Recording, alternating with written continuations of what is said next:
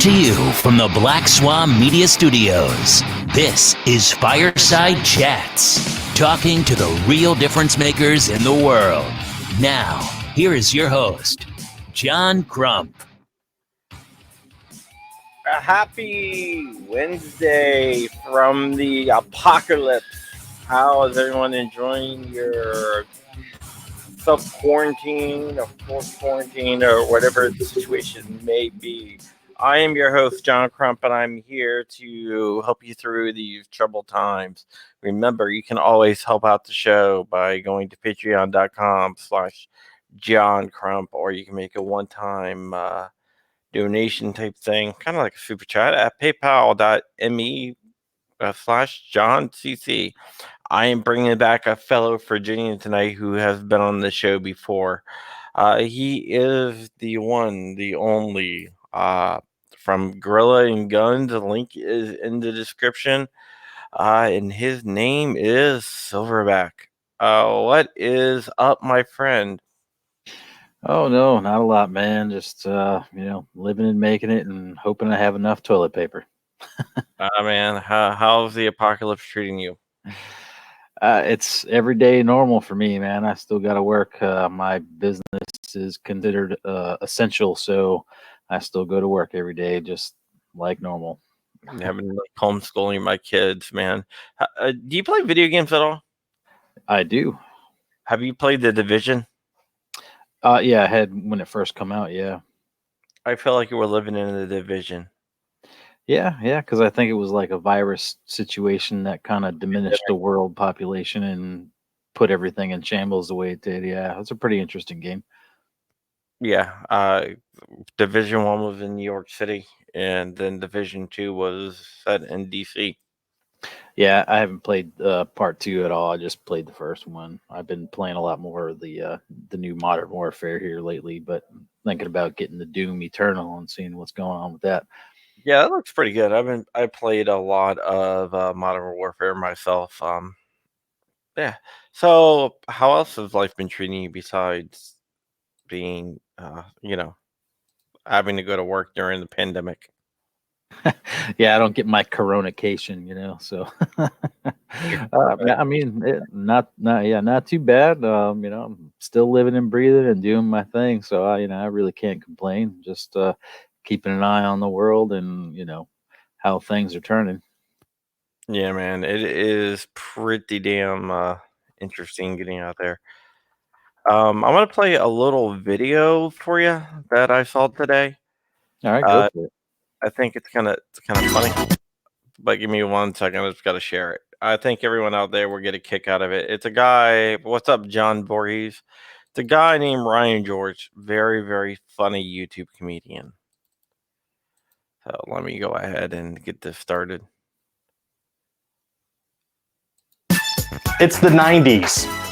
The year is 1995. Welcome back to the show. I'm speaking with our time-traveling reporter who's reporting live from the year 2020. How's everything going? Yeah, I don't like it here at all. Please bring me home right now. Oh my God. Yeah, this year is awful. Please bring me home to the 90s as soon as possible. Well, the time machine is kind of broken, but what's going on in 2020 that's so bad? I am not exactly sure, but nobody wants to get within 6 feet of me. I'm not sure what I did wrong. Well, to be fair, you do have that effect on people in the 90s as well. Yeah, I know, but I think there's more than that going on right now. I mean, the streets are pretty much empty and they won't let me into the McDonald's play place. Well, okay, hold on now. Where is everybody? Everybody seems to be staying at home, I think. Doing what? Judging by the lack of toilet paper at the grocery stores, just shitting themselves constantly. Oh, Yeah, just like a steady flow, it seems. so you have no idea why any of this is going on? Well, I did overhear that people are staying home to try to do something called flattening the curve. What does that mean? I assume it's a weight loss thing. I don't know. That makes sense. Yeah, so whenever whatever this is done, I think people are gonna look great. Now, how confident are you in this everybody's at home getting slim theory? Oh, not at all. I am completely confused with life in 2020. Is there any way you could get more information? Well, just now I tried knocking on somebody's door and they just sprayed cleaning products on me through the mail slot and told me to leave. Oh my God, are you okay? Yeah, I mean, it got all over my crotch and it looks like I peed myself, but luckily nobody's around to see that. Anything else you could do to get more information? Well, I managed to get my hands on one of these smart phones that people seem to to have in the future, but I don't. It's just a shiny rectangle, so I don't know what the hell I'm supposed to do with that. That rectangle is a cordless phone? Oh, I freaking hope it's cordless because the cable it came with doesn't look like any phone cord I've seen. Are there any buttons on it, maybe on the side? I don't know. It really just seems to be a shiny rectangle. Oh, no, there's a button here. Oh, I am a tech wizard. I can't wait to get my hands on one of those when they come out. Well, apparently they only start to get popular around 2007 and you die in 2004. Oh, yeah. Please help me not to do that, please. Oh, okay, it's working. I'm going to press on internet and see if that does anything. Okay.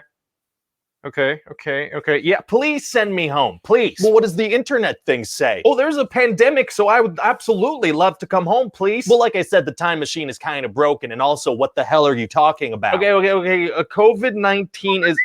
Oh, wait, sorry. There's an update, I think. Okay. So there's a virus called COVID-19, and now they're saying... Wait, no. Oh, sorry. It updated again. All right. People are mad at some dummies in Florida. Business as usual there. Okay, so the current situation is that... Okay, no, yeah, that's no longer current. Okay, maybe just wait for the updates to stop so we could get an idea of the situation. Yeah, that's a good call. Let's just wait till this stabilizes a bit.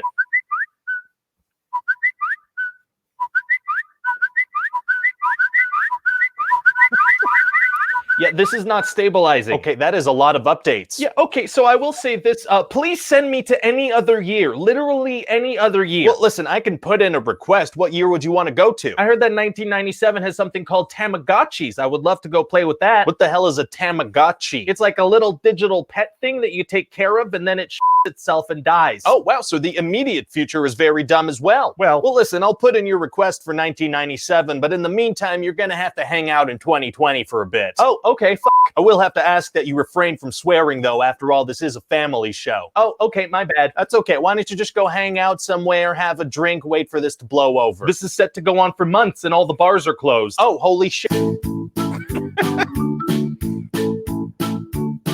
Yeah, that's pretty damn funny. Yeah, that was a good one. I enjoyed that. Yeah, just laying the mood a little bit. Also, you're in Virginia, just like me, and a bunch of gun laws got passed, and it looks like the governor is about to sign the one that will actually change the requirements for concealed carry permits. Yeah, I'm sure he's going to sign all those bills that reach his desk. Yeah. I'm not sure if I caught up with that one because I was out of the loop for a little while. I had a little hospital stay and some illness that I was going through for a couple weeks back when all this started happening. So, what was the thing about the concealed carry changes? The concealed carry changes is that you have to do live firing, and also you can't get it through online classes. Oh, okay. I remember that they were going to change the no online training, but I didn't know they were adding in the actual live firing portion of it. So. Yeah. So basically, that is what is going on. That the governor is going to sign it. We are having a big thing, hoping against hope that somehow we can get him to amend it a little bit so people can actually still keep their concealed carry permits. It doesn't look like it's going to go into effect until January, hopefully. That's what we're hoping for, to give people time to adjust and stuff like that. So that would also include people renewing their permits would have to do a live fire? Yeah. Okay. So if you need to renew your permits, you need to do that now. We did, since last time we had you on, it was still in the early stages. I think it was right before Lobby Day. Oh yeah, it was way before Lobby Day. I think I had you on my show with Philip Van Cleve and Matt probably like about 2 or 3 weeks before Lobby Day. Yeah. So we did take it on the chin. We lost a lot of battles, but we did beat back the assault weapons ban. Do you think they're going to try to reintroduce that next year? I'm pretty positive they're going to try to keep introducing everything that they they weren't successful with until they become successful with it. I guess it all just depends on whether or not they're still around to make those choices, really. So, a lot of Virginians have kind of woken up and seen the light, and hopefully it'll still be on their minds come voting day, and they'll get out and vote this time instead of just going, "Oh yeah, we got this in the bag." Well, none of the people in the Virginia House delegates, the Virginia legislature, is up for re-election this year. Right. And Northam's not up until what, 2021, right? Next year. Yeah, and that's when we're gonna have to take it back. Hopefully, we can stop the bleed until then. I do think the coronavirus is very, very bad, but one of the good things that did happen, and I hate to say it, that's one of the good things because it's coronavirus, but I think a lot of people are realizing what the Second Amendment is about. Like one of the things that Second Amendment is about, especially since cops are not enforcing a lot of the laws anymore because of the whole coronavirus. Yeah, they're backing down on what they're going to enforce and what kind of calls they're going to go to and things of that nature. So yes, people are panic buying again, in a situation, and I'm not necessarily sure that they're doing it for the Second Amendment more so than a chance at self-preservation, because they're scared, because they're worried that because the police aren't enforcing laws, that it's going to become total pandemonium, and they're going to have to use it to protect themselves. But I mean, if you're a first time firearms purchaser and you haven't had a chance to get out to the range, you haven't had a chance to learn how to use the firearm, now you're just a dummy with a gun, basically, is what I feel. So Yeah, that's why. It's good and bad, but really, are these people actually going to continue on, like, once things normalize and go back to how it was? Are they going to be okay? Well, now I'm a firearms owner. Now I'm part of the Second Amendment.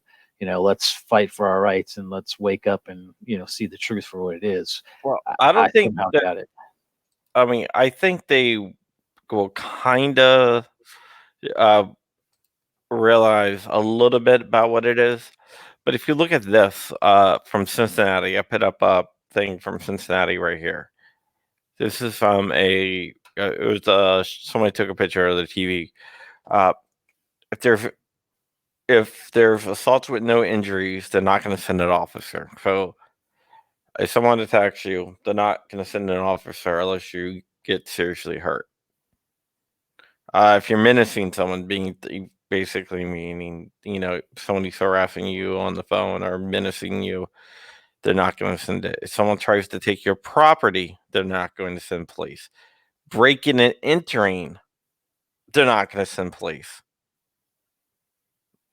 Yeah, the breaking and entering one, I think that's what most people are worried about right there, because a lot of people are told to stay home, so a lot more people are going to be at home, so they're afraid that these criminals are going to come into their homes, and that's where they're going to be keeping these guns.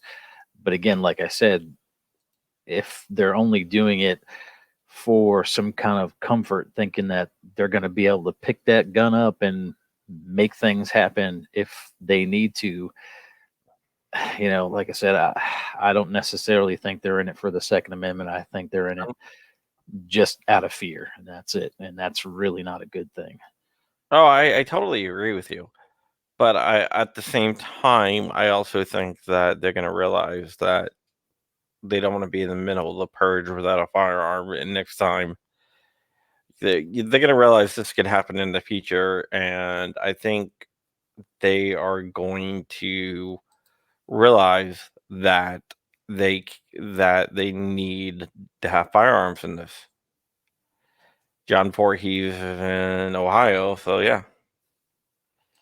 So I'm pretty sure that's one of the reasons why they're doing it. But right now, there is a lot of new gun owners. I saw a statistic that said in the last month, 75% of people who bought guns were new gun owners. Yeah, I like those statistics very much so, um, but Yeah, I get the point. yeah, are those 75% still going to be gun owners when, like I said, when everything goes back to normal, so-called normal, or are they going to be like, okay, well now the gun laws really don't make sense that they're trying to enforce? I mean, are they truly waking up? That's my big question. Are they truly waking up to what the Second Amendment is really all about? Well, I think a lot of them are, because a lot of them didn't realize how stupid the laws are. I read some articles about people in California who are like trying to get guns, and they're like, "Well, there's a 10-day waiting period, and we're probably gonna get shut down." And they're like, "What the hell? We need gun. I need something now." And they're like, "Oh, sorry, you can't get it." Right, and the whole online sales thing where they thought they were going to be able to purchase a gun online and it was going to be delivered to their doorstep like UPS or FedEx or something. And they said, "Oh, well, that doesn't happen." So how are these politicians telling me that all this is possible when it's not really possible? Yeah, I think that's what's gonna change a lot because a lot of people are realizing that they were duped. Yeah, I sure hope so. I hope they realize that, and that they don't magically fall back under this veil of blindness and sleep when, again, things become so called normal again. It's gonna take a while for things to get totally back to normal. Yeah, I believe that too. What I would like to see out of a lot of these new gun owners is I really like to see them get out to a shooting range and try their firearms, learn safety, and see if they actually truly enjoy it. Because at that point, if you can get them out to the range and they fire their gun and they're like, oh my God, I have been missing this all my life because of some dumb politician telling me it was bad, then that's when you've truly changed them and that's when they've really seen the light. Yeah, that is true. But right now, like a lot of the ranges are closed. So Yeah, yeah, yeah. I have me and a couple guys on Facebook kind of got a little running. I guess it's a joke kind of going. I'm like, well, since I got a range in my backyard, I mean, I'll take trades for some range time, and I'll even give you some pointers. yeah, I saw that as well. Um, it is pretty ridiculous. Some of the um, some of the people out there what they actually believed, and now that they're seeing that they didn't, that what they believed didn't really work or was wrong. I think a lot of them are going to come around to our side, but only time will tell. Right, right. You're exactly right. Only time will tell on that. Um, about the whole shooting range thing, I believe it's just indoor ranges that are closed, not outdoor ranges. But I think outdoor ranges still have to limit the amount of people that are coming in. Yeah, the Um, 10. right. And the other good thing is the VCDL is actually working on trying to get the restriction on indoor shooting ranges lifted. So that way, again, they can get a certain number of people in there and still go. So hopefully we can get some of these new firearms owners out to the range at some point. And because it is kind of an essential thing, especially with this uptick in firearms purchases and new firearms people. They really need to get out and get some kind of training and at least try their firearm. So, I think it's essential. Here's something I got a question for you. Do you think that all these mayors that are giving themselves the power to restrict the transfer of firearms and ammunition, and also where you can carry firearms are using the coronavirus to exploit the tragedy or the crisis so they can restrict Second Amendment rights? Oh, absolutely. I think all these politicians out there are trying to use this virus as an excuse to either diminish any constitutional right, and take things away. I mean, you look at a perfect example is the stimulus package, how that came up, and you know, they're making it political, and that's this thing should not be political no matter what. So they got the stimulus package, and just because the GOP created and designed the package, all of a sudden the Democrats are like, no, we want to create it. So they want the political um now I'm lost. They want to take credit. They want the political credit for what's going on with the stimulus.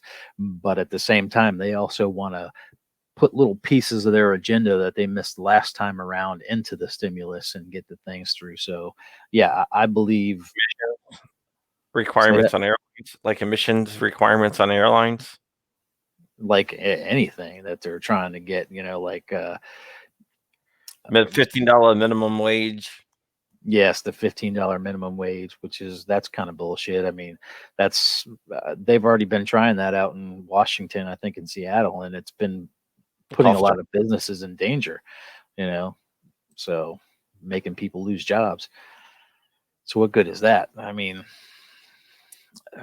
if right now it's a time of emergency of need, we shouldn't be thinking about what the government needs. We should be thinking about what the people need, what the country needs, and these politicians, all they're doing is thinking about what the government needs or what the government wants or what they want, what their agenda is. And they've made a tragedy a political playground, basically. So, and I hope people are seeing this as well too, because for the Democrats to go and block the whole stimulus package and say, no, we don't agree with anything you have and we want to rewrite it. That's just ridiculous. Instead of jumping on board and saying, let's get together and come up with something sensible and get this done as quick as possible. That would show me that they really care about the country and care about the people that they're supposed to be serving. Yeah, Miguel wants to know, the laws don't count anymore. What happened to the Constitution? I think that's what we're trying to figure out here. It seems like a lot of politicians recently, and not even recently, going back years, have discounted the Constitution. They try to push this thing that the Constitution is some type of living, breathing document that changes and can be reinterpreted by whatever you want. And that's not how it works. The Constitution is a set of laws that you don't violate. If you want to change the Constitution, there is a way to change the Constitution. But with that said, you got to realize the Bill of Rights is actually it's actually a document of negative liberties. I say negative liberties because it's not negative liberties to you or I. It's liberties that we had outside the Constitution that it just recognizes. What the Bill of Rights does, it puts restrictions on the government. It doesn't give us rights. It takes away rights of the government to impose their will on you and I. Right. The way I look at it is, it's like you take like football, for example. There's a set of rules that you have to follow in football in order to play the game successfully. So the Constitution is a set of rules for the government to be the government successfully without interfering with the people. So and with our rights, like exactly what you said, it's there to limit the government and the things that they can do. And our government over the years, and it's been a long time in the making, they have, like you said, stepped on it and stepped over it and stepped around it and done things. And people in this country have just kind of grown to expect it, and they also started. It's kind of like this whole thing with the panic buying, with people panic buying all this toilet paper. It's like a monkey see, monkey do type of situation. Eventually, if they hear it enough, oh yeah, this is the law. This is what we're doing. This is what you're doing. Eventually, they're going to start to believe it.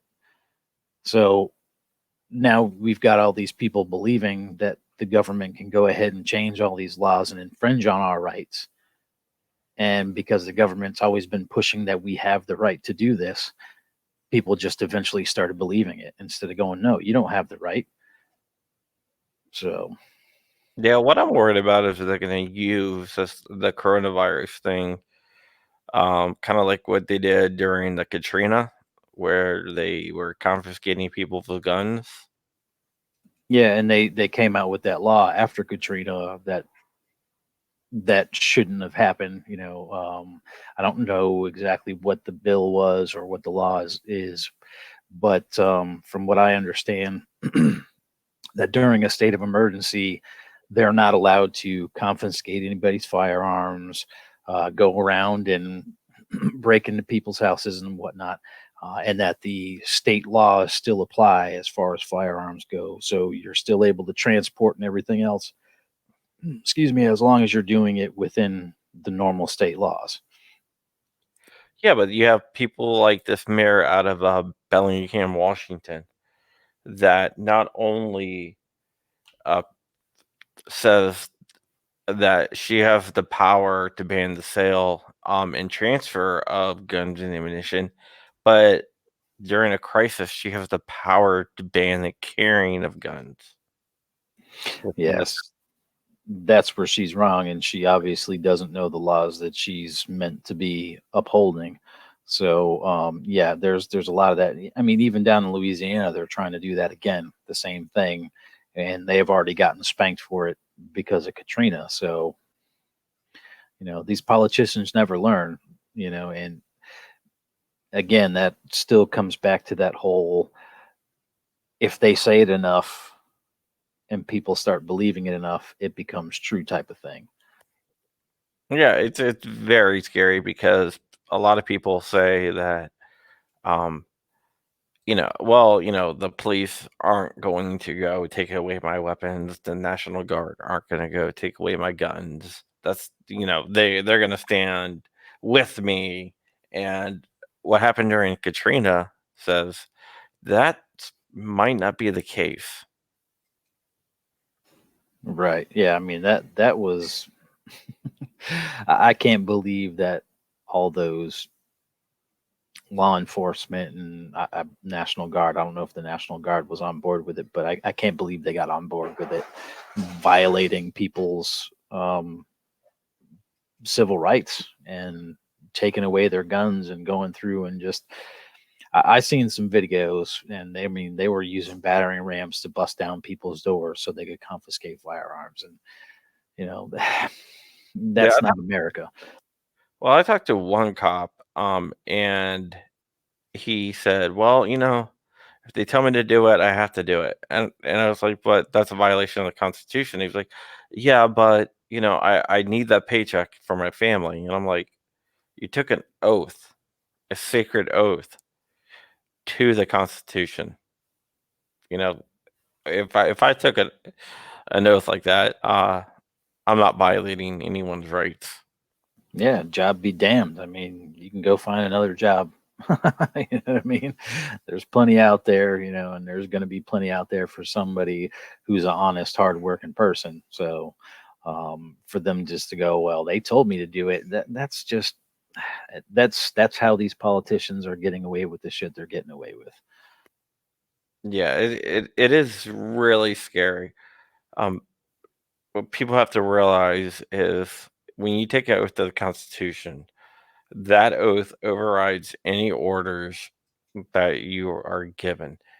There are good law enforcement out there, like Chris Brown out of Arkansas, who's a sheriff who will not obey any unconstitutional order from anyone, and he will not let his deputies obey any unconstitutional order. Um, in Culpeper County, Sheriff Jenkins in Culpeper County in Virginia. Same Yeah, way. he was the guy who said he would deputize as many people as possible, right? Yeah. And he's not going to enforce any red flag laws. And there's a bunch of sheriffs in Virginia, and that's why they lost their 3% raise for them and their deputies. And next session in Virginia, they're introducing a law that would take away 80% of their pension. Yeah, if they that's just messed up, enforce man. these laws. They're just threatening them. Oh, they're acting like bullies on the school ground, because they're like, oh, we have the power and we can do this just to prove our point. And that's not what government is supposed to be about. And they're making it about that. Um, to me, that's almost like becoming a dictatorship. So, and that's not what America's foundation was built on. That's not what the Constitution tells the government it can do. And these people are completely just taking our Constitution and our sacred rights and just balling it up into a big wad and throwing it in a trash can. Yeah, I see Kathy out there. Hey, Kathy, how you doing?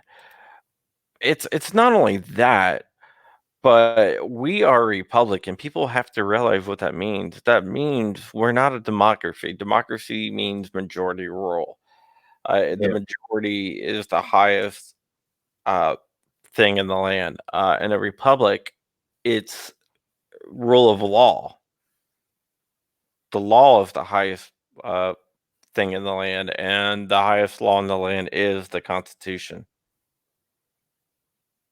So we really, really need to push back and take back our Constitution and tell these people. I consider myself a constitutionalist.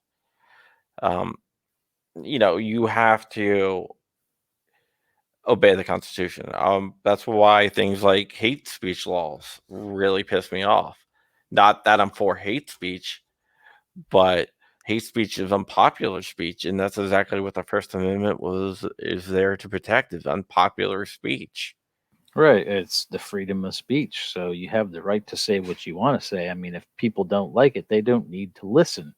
And that's the same thing for the Second Amendment. If you don't like it, you don't have to be a part of it. You can choose to look the other way, you know. But there's become this. I would almost call it brainwashing happen. And I would call it brainwashing. yeah, yeah, it's brainwashing, just flat out. I guess I'm just trying to be politically correct. Not Um, always. yeah, no, I'm just messing with you, man. We don't allow political. um, so everybody comes to believe what they hear, and you hear about somebody getting shot. Oh my God, that's gun violence. Well, gun violence there's no difference between gun violence and violence. Violence is violence, no matter how you stack it up. They don't. If somebody gets beaten with a baseball bat, they don't say it was blunt force trauma violence, do they? They just say, "Oh my God, it was violence." What violence? When somebody gets stabbed, they don't say, "Oh, it was knife violence." They only use that term for guns because they're trying to erase the Second Amendment. They're trying to brainwash people to make people believe that guns are the problem and that it's not people that are the problem. So, it's Yeah, all they view guns as the ring in the Lord of the Rings that drives you crazy with absolute power. They view guns as love like those their. movies. Yep. Uh, Kathy had a couple good points. She says it starts with the education system in America, and I do think we really need to overhaul our civics program to teach more about the U.S. Constitution. Oh, indeed.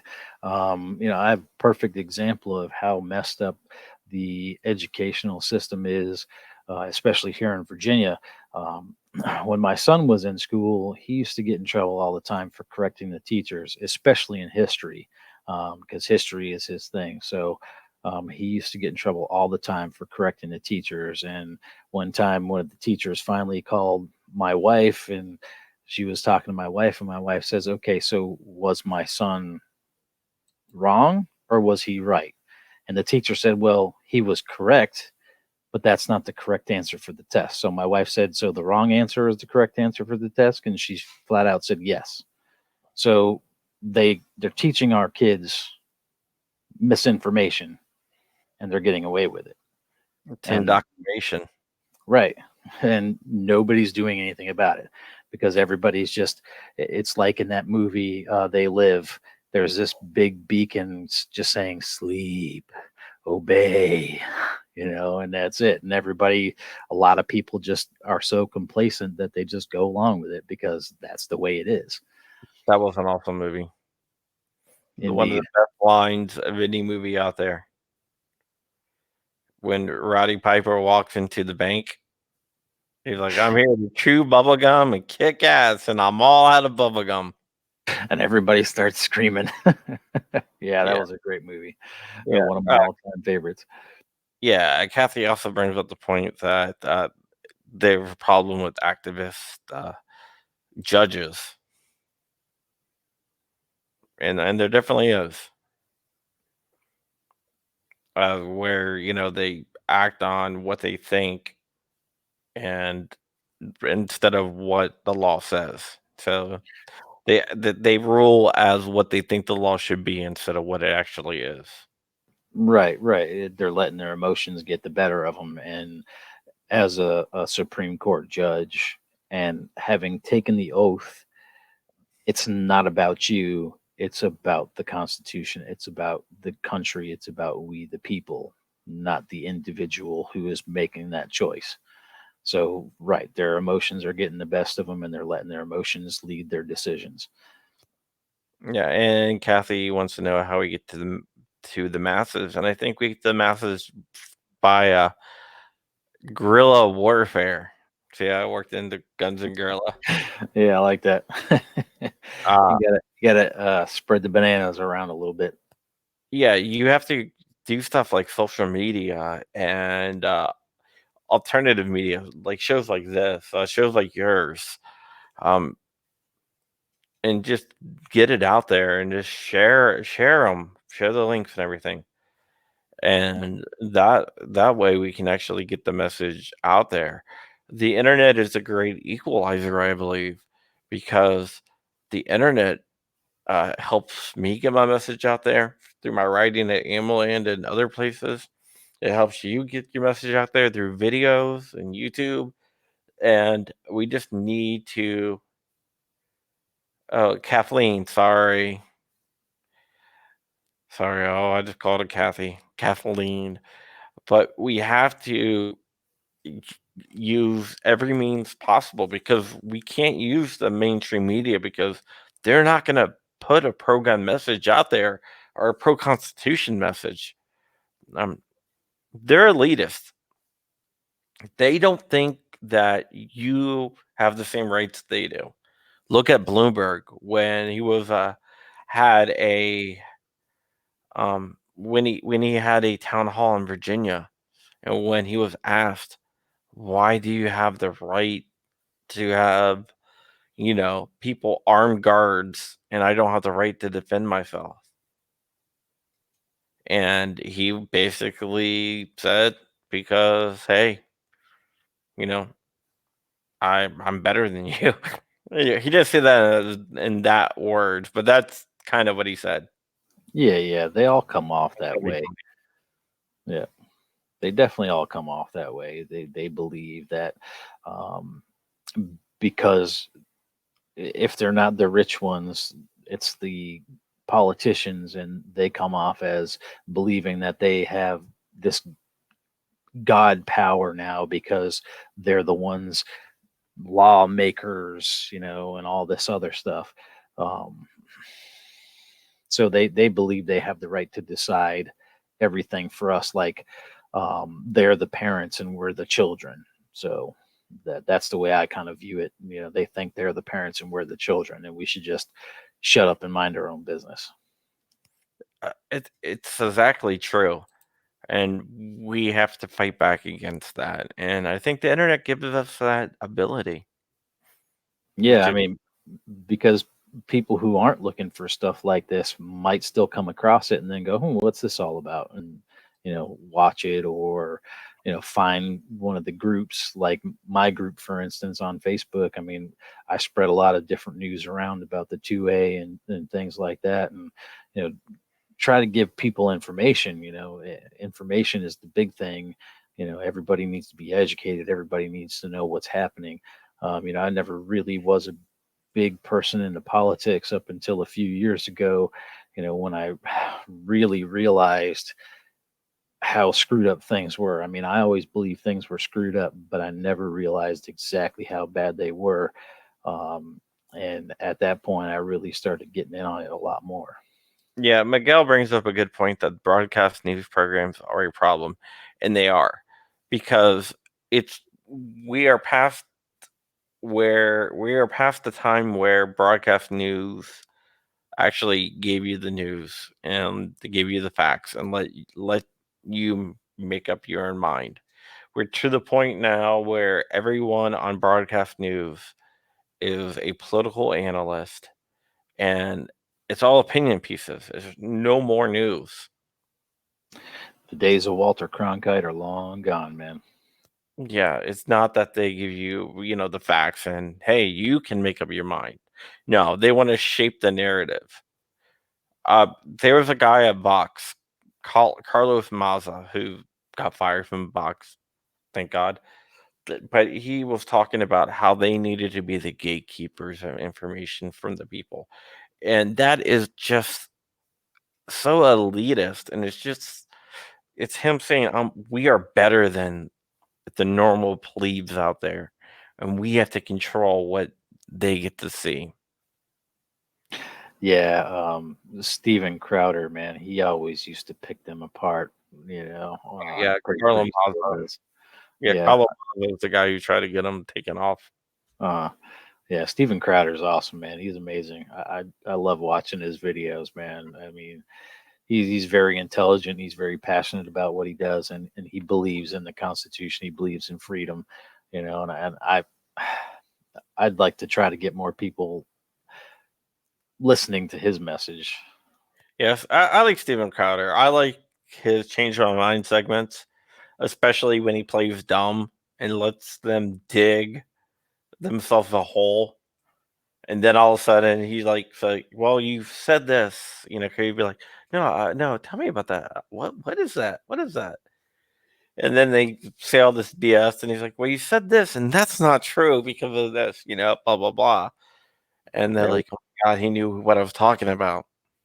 Yeah, I mean, he's very educated and he knows every side of all the things. I mean, to be in his position, you really have to know both sides of the story in order to be able to come back at people like that when they come up to you and try to tell you that this is how it is. And then you have to disprove them. So he's very good at that. And, I definitely give him a high five for that. Yeah. Uh, I I really like that Canuck. Yeah, Yes. he's had dual citizenship. Yeah. Yeah, he is pretty good. I liked when he went into that professor that said he was going to punch him in the face or something, and he showed up to his class. Oh, I missed that one. Oh yeah, you got to see that one. I seen where he chased down that Antifa member and met up with him in a fast food restaurant. Yeah, I mean, it's random. He just shows up. Uh, It's it is really an interesting time that we are living in. I think one of the things that the anti-gun, I guess the left does is they try to discount anything that you say by using emotions. They're like, "Oh, you're for gun rights, then you must want the children to die," and you're like, "No, I don't want children to die. What the hell are you talking about? I don't want anyone to be hurt." Right, and that's that they don't want their little brainwashed minions knowing that us gun owners are actually kind, decent people. They wanted to make us look like all of us are just out to murder and we don't care about anybody but ourselves. So, and that's why they deemed phrases like gun violence, and then they tried to put the stereotype on gun owners to make us all look like we're just a bunch of gun-toting imbecilic morons who want nothing more than yeah, it's ridiculous. They paint the picture that we're this evil force, and these guns are controlling our mind like they're the devil and pulling our strings, like we're a bunch of puppets. Yeah, it is very, very interesting. At the 2A rally that was held in DC back in November, Shannon Watts, who I can't really read her tweets anymore because she blocked me. I don't have no idea why. I wouldn't be trolling her or anything. She is the founder of Moms Demand Action, and she posted about the rally, saying it looks like a white supremacist rally, and it's like over half the speakers at the rally were minorities. It's like, what are you talking about? Well, that's the same kind of picture they tried to paint for Lobby Day here in Virginia. That it was going to be nothing but a bunch of white supremacist groups out there, just like what happened out in what was it, Charlottesville, things like that. But it was further from the truth, and again, they tried to block people from seeing that. Yeah, it was more than that. Uh, there's tons and tons of articles about stuff like. Let me show you one. I'll pull one up here. Let me see here. And I got to Like, say, something. Oh, go ahead. Yeah, let me just say something to John Voorhees real quick. Yes, I'm glad you're 100% pro freedom, brother, because I am too. Young people care about the spread and of of the course coronavirus. Well, we know it's a that people with coronavirus commercial. underlying I don't want to talk about the coronavirus. Yeah, right here. White nationalist. When Ben Collins called it a white nationalist rally. Or there was another guy, and where was it? I'm trying to think. It was a British newspaper.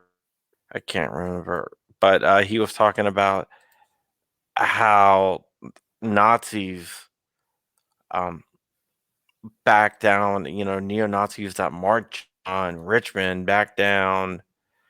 Um, the legislature on the assault weapons ban and stuff like that. And they even called it a Trump rally. I'm not even joking. Look, Yeah, I guess the brainwashing comes in all forms. yeah. So it's ridiculous. You know, they just want to paint us in a way that we aren't. And the way to do that, to counter that, is to actually talk to people that you don't agree with, and don't get confrontational with them. Just, you know, be nice. Say, hey, this is what we like what we believe in, and we understand you believe in something totally different, and that's fine. This is America. You can believe in whatever you believe in, but this is what we believe in. And if you would like to talk about it, I'm here to talk about it. We can have a conversation, and not so much as an argument, but a conversation, and that would be great. I've had a Democrat on the show a few weeks ago. I don't know if you saw, and people were like, "You can't go on that show. It's gonna be, it's not gonna be good." And it was. We talked about a lot of stuff. We had disagreements over red flag laws. We had disagreements over universal background checks and stuff like that. But for the most part, we had a good conversation, and he left the show feeling good because we exchanged ideas and it was a conversation. It wasn't a debate, it was a conversation. We got to get out of this thing where we have to debate every anti gun person. Yeah, I don't believe it should be. Yeah, I don't believe it should be a debate. I believe, like you said, it should be a nice, cordial conversation. Uh, make it an enlightening conversation, um, and and that's what it should always be. Um, no matter what you're talking about. I mean, if you can't speak to somebody without getting angry and defensive and trying to turn it into a debate about who's right and who's wrong, then it's no longer becomes a conversation, um, and it no longer becomes anything that's going to be anything any good. Yeah, we just have to do that. Um, we have to.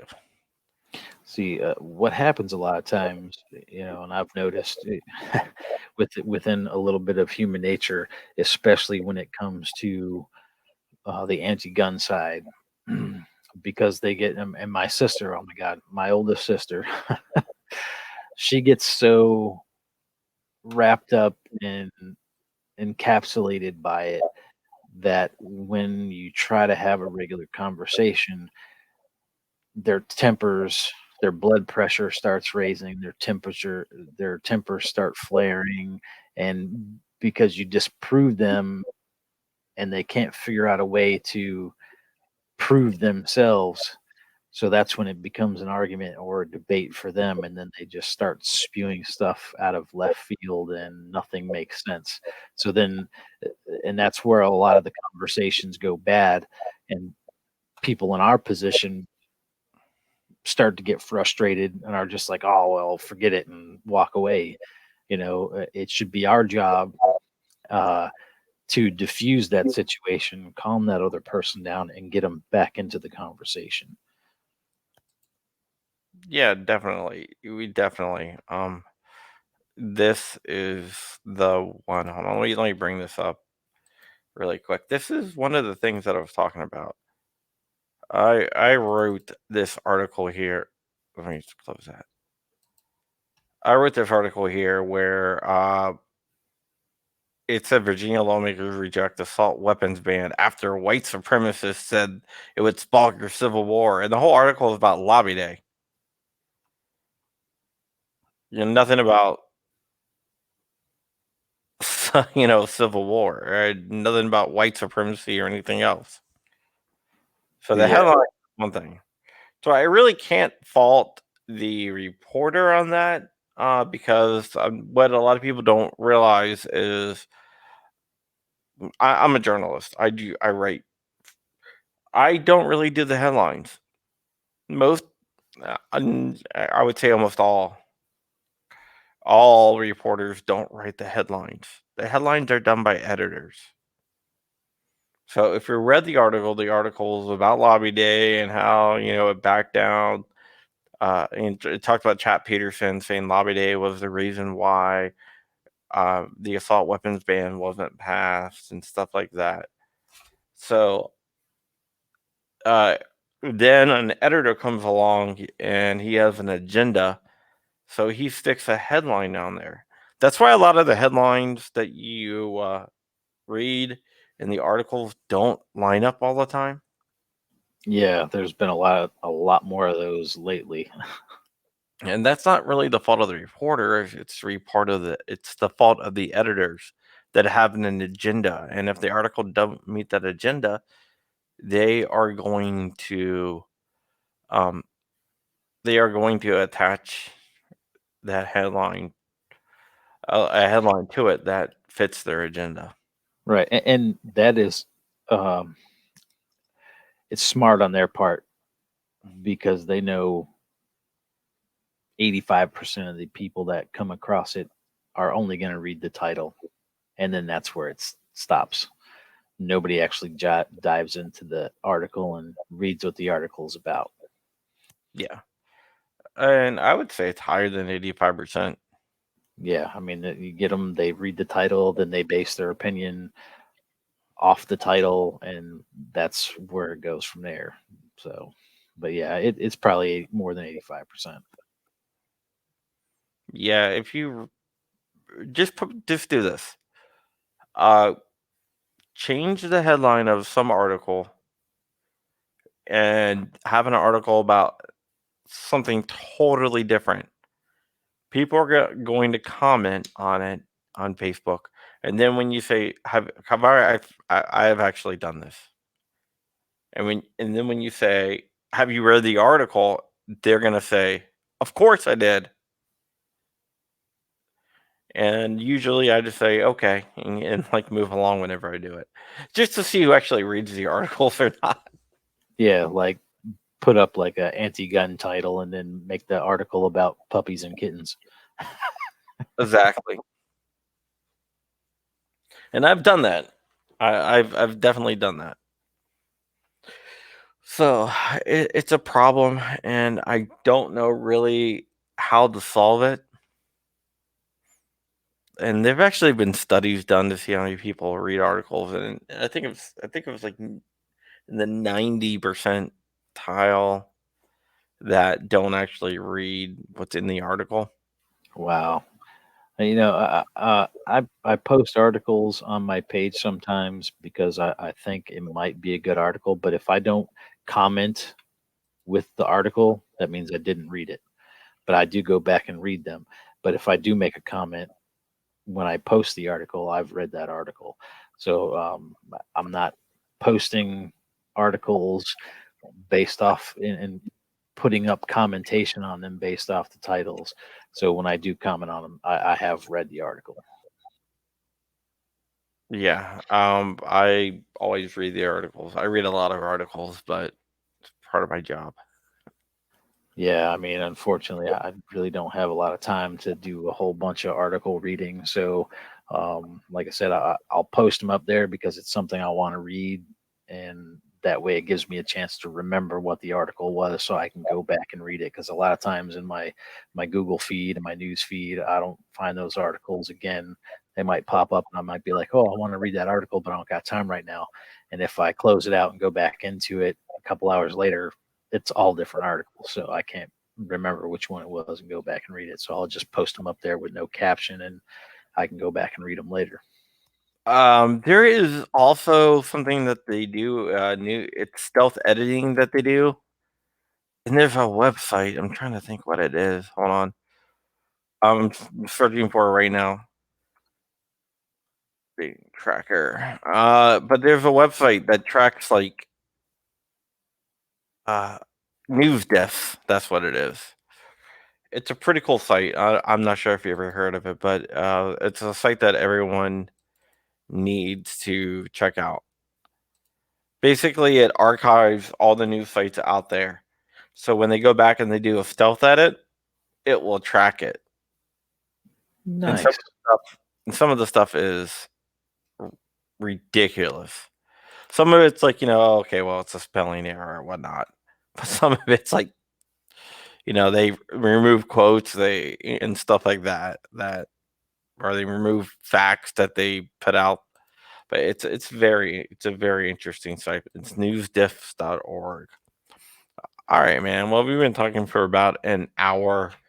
I'm not gonna be on for the next couple days. I'll talk about that in a second. But how can people follow you besides the link in the description or the link in the description? I mean, they can follow me on Facebook. They want to find the Gorillas and Guns group on Facebook. That's a public group, so anybody can ask to join. Go ahead and ask to join. You find me on YouTube, Gun Streamer. And that's about all the time I have for social media. So Yeah. Link is I, in the description. yeah, I got to fix my Gunstreamer account because it no longer auto imports from YouTube, and I haven't been over there in a few weeks to put my new videos up over there as well. So, uh, Yeah. YouTube kind of killed their API, the gun streamer. well, yeah, because they were afraid, okay, well, maybe this platform is going to get popular and kind of start to compete with us and knock us off the charts because they're allowing people to do stuff that we won't allow them to do. Yeah. I will not be on tomorrow or probably until like next week. My wife has been activated. So what that means we are waiting to get a call, and then she's probably going to be deployed to somewhere in the United States or outside the United States to deal with the coronavirus. She is a lieutenant commander, and she is uh, a doctor, and she works on all this stuff. So, Oh, uh, right on. Yeah, prob so you're going to have your hands full with the kids for a little while then. yeah, probably be a single dad. Hopefully, they don't call her for a while, but it could, she's been activated, so that means she has to be prepared to deploy on short notice. When I say short notice, I'm talking about like, hey, you got to go now. Yeah. Yep. Yeah. Hopefully that doesn't happen, but we will see. So everyone out there, say a little prayer for my wife that she don't get caught up. But tomorrow we are probably going to be trying to get everything in order with the kids and everything. They don't know anything about it, of course. Yeah, but it's good to get prepared just in case. So, I mean, yeah, for sure. I definitely hope that doesn't happen. But I think the chances it's almost impossible that it won't happen. So well, there was one thing that we were talking about earlier. I just kind of want to make a comment on this coronavirus thing. The politicians can use it to their advantage, but I believe we can use it to our advantage as well. There's that bill, HR 5717, and I can't remember what the Senate version was, 23 something. Um, but because we have a lot more free time now, well, not me anyway, because I'm still doing my full time gig. But a lot more Americans right now have a lot more free time because their jobs are closed down, they're at home. Get on the internet, contact your representatives. We can use this time to our advantage. Don't just let the panic ensue you and make you think that things are hopeless and that you can't do anything, because you can. We still have a voice. And at this point now, especially with these new gun owners coming up, if we can get them, knock on wood, if we can get them to actually be true gun owners, um, like I said, we all have a voice. Now is the time to use it because we have the time to be able to use it. hey, if they don't remain gun owners after the coronavirus, that means a lot of cheap guns on the secondary market. That's right. And, hopefully I can scoop a couple up. That's exactly the fun I'm hoping for. I'm gonna go buy new cars, I think. I'll make a video called "Guns of the Coronavirus." Dude, I'm gonna get a new car, man. Because of this, because they have like 0% APR now. Yeah, And like, nice. I don't like financing cars, but if it's at 0%, Right. That's not a big deal. yeah, I'm gonna get the Genesis G70. I don't know if you've seen it or not. I might have, man. I mean, I work in the automotive industry, at a collision center, so we see a lot of cars come through there. Well, Genesis G70, it used to be a Hyundai, but it's like the Hyundai luxury brand. It's like the Toyota has Lexus, Honda has Acura, Hyundai has Genesis. But The G70 was designed by the same guy that designed the M3. Right on. Nice. It's a 3.3 liter twin turbo with an 8-speed, like dual, dual clutch, a dual gear, whatever, automatic. It's very, very sweet, and it's almost 400 horsepower. Oh, it's got some pep in its step for sure. Yeah, a luxury sedan. So Yeah, I gotta say I was pretty impressed with the first Genesis that came out back when I think it was the Equus. Those are actually pretty nice. Yeah. They're pretty solid built cars too. Like I said, being in the collision industry, I see some wrecked cars, and I've seen a few of those take a pretty good hit, and they hold up pretty well. Yeah, so that's what I want to probably get. They're offering like 100,000 mile warranty, 0% APR, like 3 months no payment, um, uh, compliment, complimentary like maintenance for 100,000 miles, where they come to your house and they bring you a loaner car to your house. And this isn't sitting in your driveway already. Oh, why? Why? Because I don't want to really deal with people right now. Yeah, no, I hear that. I'm not sure sales departments in the dealerships are actually open anyway. I'm pretty They sure. are. Oh, They they are. are. So But they have stayed open. kinda. You Just can't limited go, staff. you can't go there. They bring it to you. Okay. All the dealerships will bring it to you. And we're looking to get like a Palisade for my wife. So we were gonna buy cars anyway, but we're just gonna just plop down the cash for her. Yeah, I hear you. 100% APR. Like the money can be earning interest for us while we pay no interest. Right, and that's kind of a smart deal on their part, because right now with the threat to the economy and everything else that's going on, people aren't going to be able to afford to buy cars, especially if they have an interest rate on them. So that's kind of securing the um, sales force and the automotive industry in some respects by them going ahead and offering these. So it's now giving more opportunity for more people to buy vehicles and keep that ball rolling. Yeah. All right, man. Well, thank you so much for coming on. I'll have you back on a little bit later. Right on, man. Yeah, I got to get back into doing my podcast, like I said, because of what had happened to me, a few months back. I've just haven't really been in the swing of things. I'm just starting to get back into the swing of things and get the ball rolling again. I just haven't really come up with a topic I want to get people on about, but I'll get in touch with you.